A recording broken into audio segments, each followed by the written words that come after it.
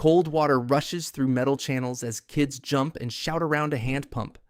On a rough gray beach, a man in a wool hat folds himself into a wicker cabin that faces the wind.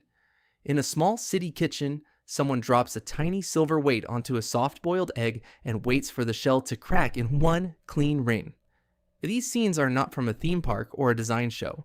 This is normal German life, built on everyday ideas that quietly solve problems most people do not know they have, until you see them up close. You will see 13 brilliant everyday German ideas that redesign life and make you question how your country works today. In many German homes, the toilet seems slightly wrong to visitors. There is no deep water bowl, just a dry ceramic shelf where everything lands before it goes away. Locals call it the Flachspüler. If you grew up with quick, vanishing flushes, this design feels harsh, almost too honest. People laugh, swap stories, and warn friends before a first trip. Why would anyone build a toilet that makes you stare at what you want to forget?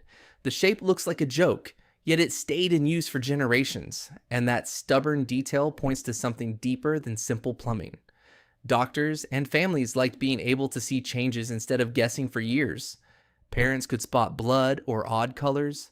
Older people could track their own health, and cleaning was easier with less splash. It is blunt, even a bit confronting, but this toilet quietly turns a private moment into a tiny health check. One more way Germany folds control and care into something as ordinary as plumbing. What kind of country builds a toaster just for sausages? In Germany, all you can buy a slim metal box whose only job is to turn cold bratwurst into hot, evenly browned snacks. At first glance, it looks like a joke from a novelty shop, the kind of thing you unwrap, laugh at, then forget. You drop in 2 sausages, press the lever, wait, and they rise like toast, striped and sizzling. No pan, no oil, no smoke, just a plate and mustard. It feels over the top, yet the more you picture late night cravings and office lunches, the more it makes sense. Who else treats a food with such care, enough to give it its own machine? And what does that hint about the tools on a German breakfast table? At a breakfast table, a gadget waits beside the egg cup. It looks like a toy, a slim pole, a ring, a weight that can slide and drop. You place the cap over a soft-boiled egg, lift the weight, let it fall, and hear a sharp click.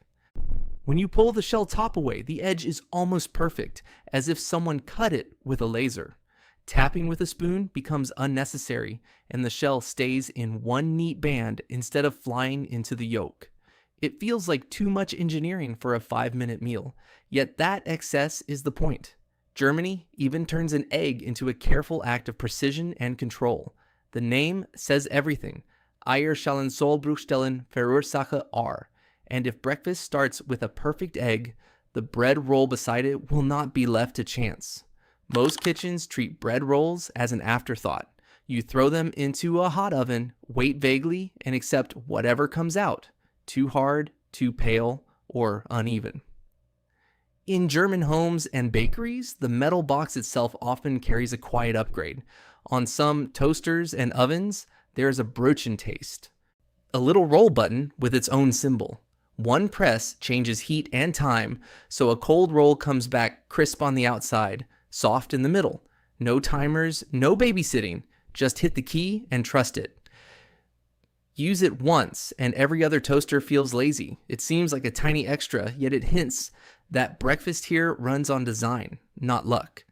And if this much care goes into reheating bread, what happens when the same mindset aims at delivery, trash, and the hidden systems that keep a whole country moving? That is where Germany stops feeling familiar. Instead of flimsy gel packs that end up in the trash after one trip, some German grocery deliveries arrive with brick-like ice blocks. These SL Eisblock are rigid shells filled with ice, stacked around milk, meat, and frozen pizza like cold building stones. When the food is unpacked, the blocks do not go into a bin. They wait in a corner. The customer knows the van will return and take them back into the loop. The pattern feels odd at first. You are storing part of the delivery company's hardware in your home, almost like borrowed tools. Still, the system fits perfectly into a culture used to deposits on bottles and crates. One block might cool hundreds of orders before it ever wears out. If ice can travel in circles instead of going straight to landfill, what does that say about the way Germany expects people to handle their packaging next? Trash in many homes looks simple. One bin, everything inside, job done.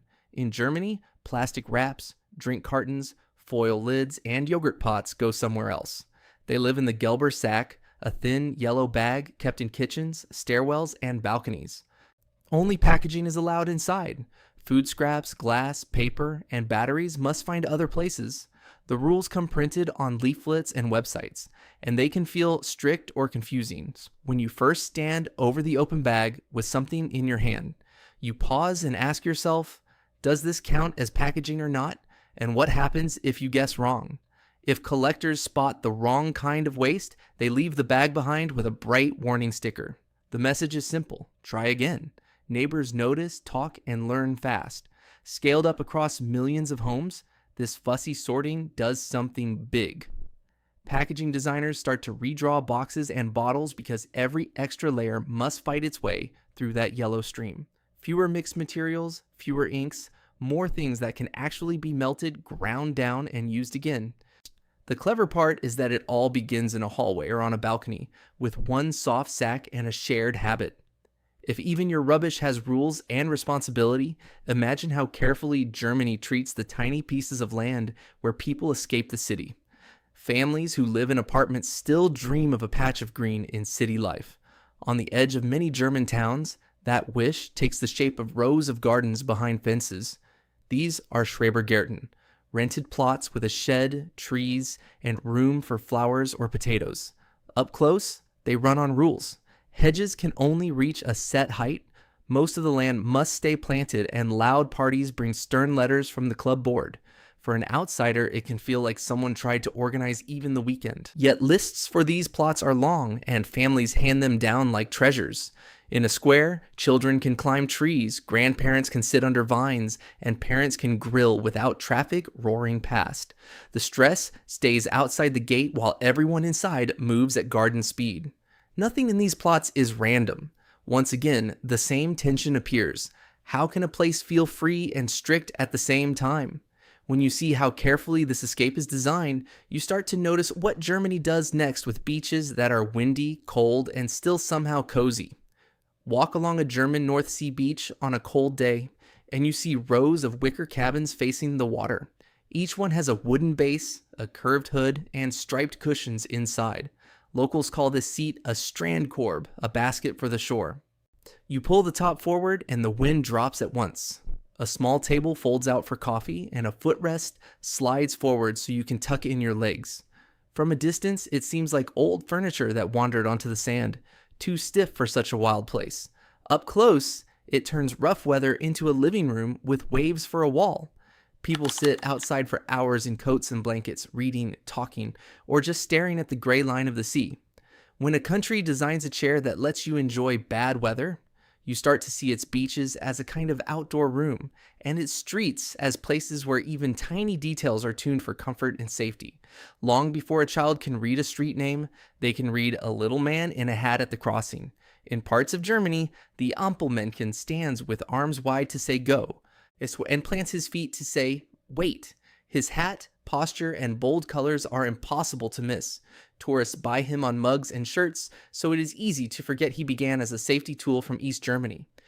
After reunification, planners tried to replace him with a generic stick figure, and people protested until the hat came back. Most traffic lights in the world use thin outlines that fade into the background. This one looks like a character who actually cares whether you make it across. Parents point and teach. Kids copy the poses as they hold hands at the curb, and that tiny ritual repeats until a detail on a pole turns into a shared memory. The more you notice him, the stranger it feels that so many crossings are blank, with no personality at all. If a hat on a red light can change how people move and feel, let's imagine what a single word can do at the border between duty and time. Workdays do not really end in many modern cities. Emails reach into the night, messages follow you onto the couch, and the glow of a screen sits between families at dinner. Germany has a word that pushes back against that creep, bis Feierabend. It does not just mean finishing a shift. It is the moment the tools go silent, the laptop closes, and your time returns to you. Shops shut, offices empty, and streets fill with people who are done for today, not just on a break. To visitors from countries where hustle never sleeps, this can feel almost radical. It draws a line most places have erased. Evenings turn into time for clubs, walks, family meals, music, or simple stillness. You can hear it in a city at 7, drills stop, shutters roll down, beer gardens and river paths fill. The message is quiet but firm. A person is not a tool employers may run 24/7. That invisible limit powers much of Germany's quiet genius. Work, order, and planning rule the hours before sunset. After that, life is meant to soften again, starting at the front door and even in the bed you share each night. Sharing one big blanket sounds romantic in films. In real beds, toes get cold, fabric gets pulled, and someone wakes at 3 with nothing but a sheet. Many German bedrooms use a quieter answer. One mattress, 2 duvets. Each person has a separate puff of warmth, shaped and folded how they like it. From the doorway, the bed looks neatly split, almost like 2 clouds touching. Some visitors find it odd or distant at first, as if a line had been drawn between partners. Then they sleep that way for a few nights and feel the change. No more silent wars over covers, no rolling tug of war under the dark. Small tensions that never had words simply vanish. You still share jokes, whispers, and a lamp. You just do it without fighting over cloth. After a week with 2 duvets, a flat blanket seems harsh, and your thoughts drift to other German tricks for keeping you warm when rooms stay cold. When winter settles over a German town, heating does not always reach every corner. Instead of hugging a flat rubber bottle that slides away, many people reach for a U-shaped Wärmflasche. It curls around a neck, rests across shoulders, or wraps a sore waist like a warm scarf filled with water. Once you screw the cap tight and drape it over yourself, both hands stay free for a book or a mug. The shape seems almost too simple, as if someone just bent the old design. Yet that curve quietly transforms it. Heat spreads on 2 sides instead of 1. The bottle stays where you place it, and your body relaxes without chasing warmth around the bed. This is the same quiet pattern again. No app, no gadget hype, just a smarter form for an object the whole world knows. When a country reshapes hot water for comfort, its playgrounds reshape cold streams for play. On a hot afternoon in a German city, the loudest place in the park is not the slide or the swing, but a cluster of wooden platforms shining with wet sand. Children crowd around a heavy red pump, pushing the handle up and down until water gushes into shallow basins. From there, it runs through carved channels, over wheels, under bridges, and into small dams that tiny hands keep rebuilding. Nothing here runs on electricity. Every gate, wheel, and flap moves only when a child pushes or lifts it. At first, it looks like chaos, just splashing and shouting. Stand back for a minute and a pattern appears. Kids argue, plan, take turns on the pump, warn each other before they open a new path. They watch how a small stone sends the stream left instead of right. A playground like this turns water into a living diagram of cause and effect. Without a single sign or lesson, it teaches how systems work, how effort flows into change. For many German children, that feeling is normal, which might be the most brilliant idea of all. All of these scenes share a hidden rule. Germany keeps asking one simple question about ordinary objects. How can this work a little better for decades? Not just today. Toilets become checkups, ice blocks become a shared tool, gardens become planned escapes, traffic lights turn into friendly guides. None of these things shout for attention. They sit in the background doing their job so well that people born there stop seeing them at all. Visitors feel the shock first. You keep thinking, why does my country not do it like this? And why did I assume there was only one normal way? Behind the gadgets and rituals sits a mindset. Design the boring parts of life with care. Trust people enough to give them systems that make sense. Draw hard borders around rest so work cannot swallow every hour. Give children real levers to pull, not just screens to tap. Honor comfort without turning everything into fragile luxury. Step back and the pattern looks almost gentle. Yet it is strong enough to shape how millions sleep, play, eat, and move. From toilets and gardens to bags, lights, beds, hot bottles, and water pumps on playgrounds. Pick one German idea you would steal for your own life and tell me in the comments. And if you want more hidden everyday genius from around the world, tap subscribe so you do not miss the next quiet upgrade.